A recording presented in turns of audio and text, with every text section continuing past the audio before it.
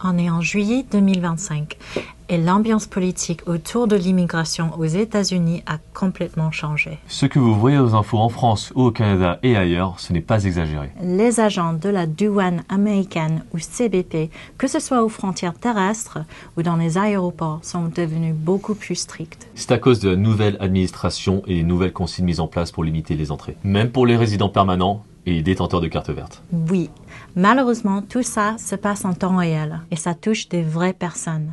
Si vous avez une carte verte et que vous êtes resté hors des États-Unis plus de 6 mois, ou si vous voyagez souvent, il faut vraiment faire attention quand vous rentrez. Dans cette vidéo, on va voir ce qu'on observe au cabinet ici en 2025, ce que le CBP surveille de près et comment bien vous préparer pour entrer aux États-Unis si vous avez une carte verte. Allons-y. Bonjour à tous, c'est Tiffany. Et moi, c'est Alex. On est un couple franco-américain qui travaille chez Tsang & Associates, un cabinet d'avocats en immigration basé en Californie. Commençons avec un cas réel. Un de nos clients, résident permanent depuis plus de 10 ans, voyageait régulièrement sans souci. Il est revenu il y a quelques semaines avec sa femme, ses enfants, ses petits-enfants, tous citoyens américains.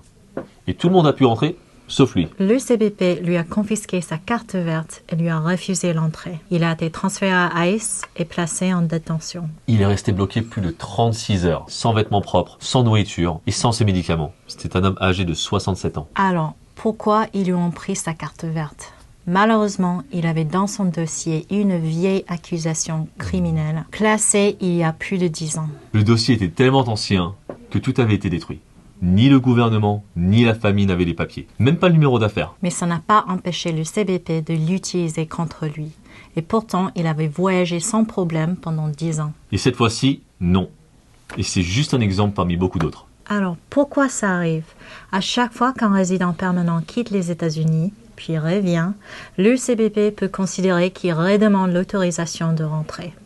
Et s'il juge que vous redemandez l'entrée, ils ont plus de pouvoir pour vous refuser. Ils peuvent vous déclarer inadmissible pour des raisons comme une accusation criminelle, même classée, une absence trop longue, des voyages trop fréquents ou suspects, même si vous avez toujours été en règle et que votre affaire est ancienne, que vous avez de bonnes raisons en 2025, la barre est plus haute. Le nouveau décret de l'administration demande aux agents de CBP d'appliquer la loi à fond, d'arrêter de retenir et de lancer les poursuites contre ceux qu'ils estiment en situation irrégulière. Si le CBP vous signale, voilà à quoi ça peut ressembler. Ils vous déclarent inadmissible. Ils prennent votre carte verte, vous êtes transféré à ICE, vous êtes placé en détention, votre dossier passe devant un juge en immigration et vous pouvez rester en détention jusqu'à l'audience. Et on voit ce genre de situation arriver de plus en plus souvent. On veut vous dire exactement ce que le CBP surveille et comment vous préparer à rentrer aux États-Unis avec une carte verte en 2025.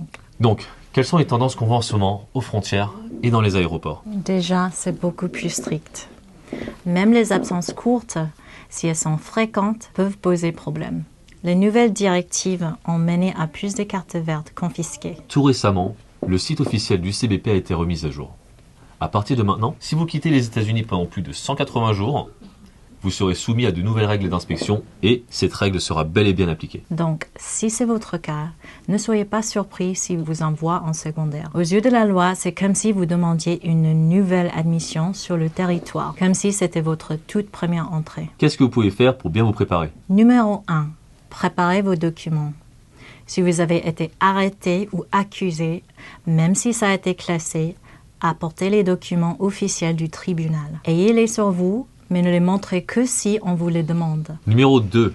Soyez honnête et expliquez clairement pourquoi vous êtes parti et ce que vous venez faire. Ils regardent les motifs de voyage fréquents ou les séjours très courts. Rappelez-vous, les agents peuvent voir votre historique de voyage et vos billets retour. Un de nos clients avait dit qu'il restait quelques mois, mais avait un billet de retour pour la semaine suivante. Le CBP a dit qu'il mentait et a failli lui retirer sa carte verte. Numéro 3.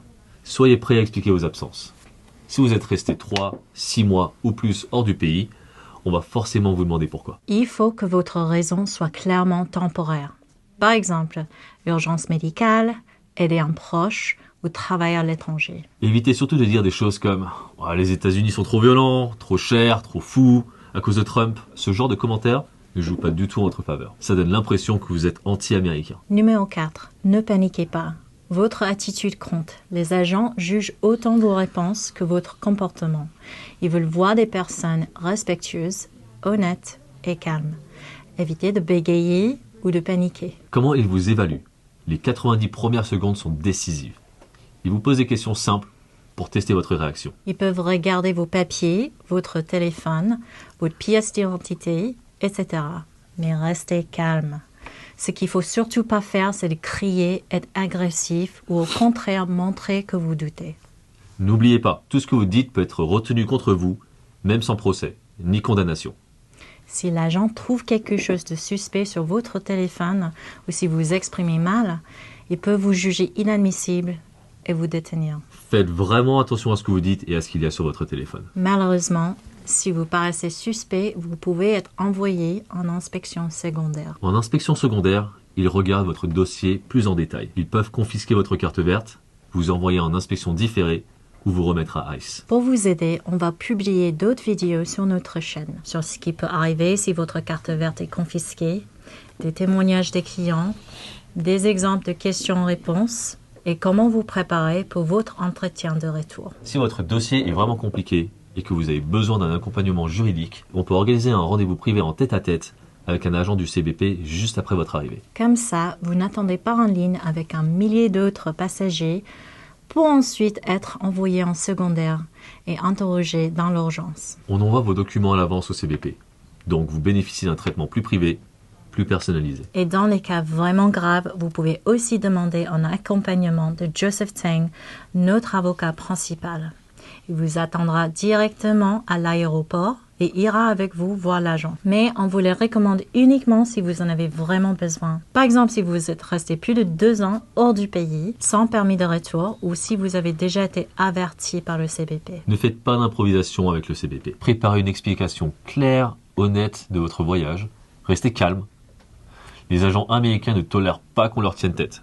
Ce qui peut passer en France ou au Canada ne passera pas ici. Surtout en ce moment. Chez Tang & Associates, on a aidé des clients qui étaient partis depuis 5, 8, même 13 ans à revenir. La clé, c'est une bonne préparation et des bons documents. Merci pour nous avoir suivis et soyez prudents à la frontière. À la prochaine.